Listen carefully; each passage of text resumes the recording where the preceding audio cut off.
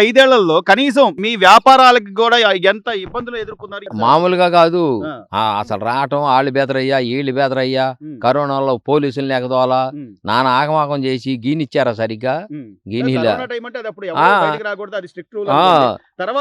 తర్వాత అయినా మాకేం చేసిందేం లేదు ఆయన. మీ వ్యాపారాలు బాగుపడేలాగా ఏమీ లేదు, సబ్సిడీలు ఇవ్వడం ఏమి ఇచ్చింది ఏమీ లేదండి. చంద్రబాబు నాయుడు గతంలో సైకిల్ ఇచ్చాడు గొప్ప. అసలు మేము సైకిల్ కొనుక్కోలేము, అప్పుడు పాత సైకిల్ దొక్కునేవాళ్ళం. కొత్త సైకిల్ ఇచ్చాడు, బిందులు ఇచ్చాడు, మోకిచ్చాడు, కత్తులు ఇచ్చాడు, ఒక రగ్గు, బ్యాడర్ లైటు. నువ్వు అట్టాడిది ఇచ్చింది ఎక్కడా లేదు ఈ 5 సంవత్సరాల్లో మాకు. అదేమంటే నేను వాళ్ళకి ఇది ఇచ్చా. మీరు చూడండి, పెన్షన్ అనేది చంద్రబాబు నాయుడు ఇచ్చాడో గీత కార్మికులకు ఈయన ఇచ్చాడో చూడండి లిస్టు తిరగైతే తెలుస్తుంది. అది తప్పు సుప్రతనం అండి. రెండోది ఏమి లేదు, చంద్రబాబు నాయుడు గారు పెరిగిపోతున్నాడు, ఆయన పెరగకూడదు. ఎంతసేపు అనదా రాజధాని తీసుకెళ్లి అక్కడ పెడతానల్లా ఎట్టాటి ఆయన మాట్లాడేది అంతా ఒకటి కాదు. వ్యాపారమే కానీ మంచి వ్యాపారం చేయడే ఆయన. మానాలేదు తనాలేదు, కొంచెం తక్కువ స్థాయిలో ఒక మెట్టు ఎక్కాలి అనుకోవాలి కానీ అసలు లేదు. కోర్టుకి వెళ్తానంటాడు, ఇంకోటి వెళ్తానంటాడు, అసలు ఈ యుద్ధనే అంటాడు.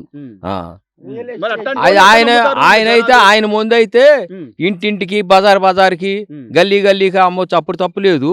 ఇప్పుడేమో గౌడాస్కి ఇస్తే తప్పు వచ్చింది. షాపులు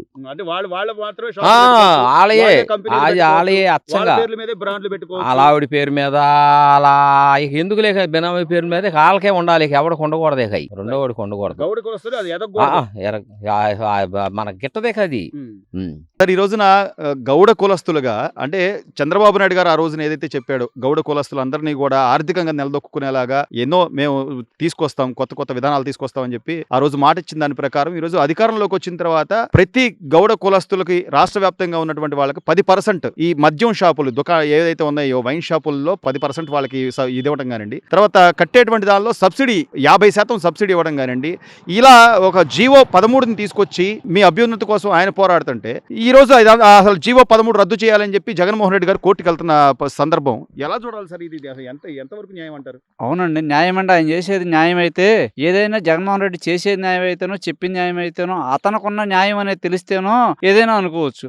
అతనికి ఏమీ తెలియదు కాబట్టి ఏదైనా అంటాడు, ఏదైనా చేస్తాడు. కరెక్ట్ చివరికి వచ్చేపాటికి ఫైనల్ గా అతను ఏమి చేసేది ఏమి ఉండదు. ఒక ఇది చేయడం తప్ప, జనాలను ఏదో ఇది చేసి పిచ్చోళ్ళని చేసి నేను అది చేస్తాను ఇది చేస్తా చూపించడం తప్ప ఏమీ లేదు. ఇప్పుడు కోట ప్రభుత్వం వచ్చిందండి, 10% రిజర్వేషన్ ఉంది, 340 షాపులు ఇస్తున్నారు.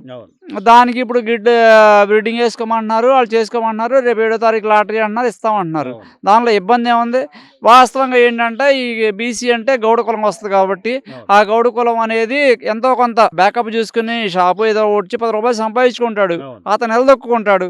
ఎక్కడ మళ్ళీ పోటీ అవుతారేమో బీసీలు, ఇప్పటికే ఓసీలు పోటీ ఉన్నారు, అట్లాగే ఇట్లాగూ రెడ్డిస్కి మళ్ళీ అపోజిషన్ అవుతారేమో బీసీలు అని చెప్పి వీళ్ళని కూడా ఏదో రంగా అన్నదొక్కడం కోసం చేయడం తప్ప ఇది బీసీల మీద వచ్చిన ప్రేమ కాదు, అతనికి ఉన్న అభిమానం అంతకన్నా కాదు. అవునండి, నా బీసీ అన్నాడు. నా బీసీ ఏమైంది? అమర్నాథ్ గౌడ్ ఏం చేశారు? పెట్రోల్ పోసి కాల్ చేశారు. సినిమా చూశారు తప్ప వీళ్ళేమి ఇచ్చేలేదే, కనీసం ఖండించలేదు గవర్నమెంట్ వచ్చి.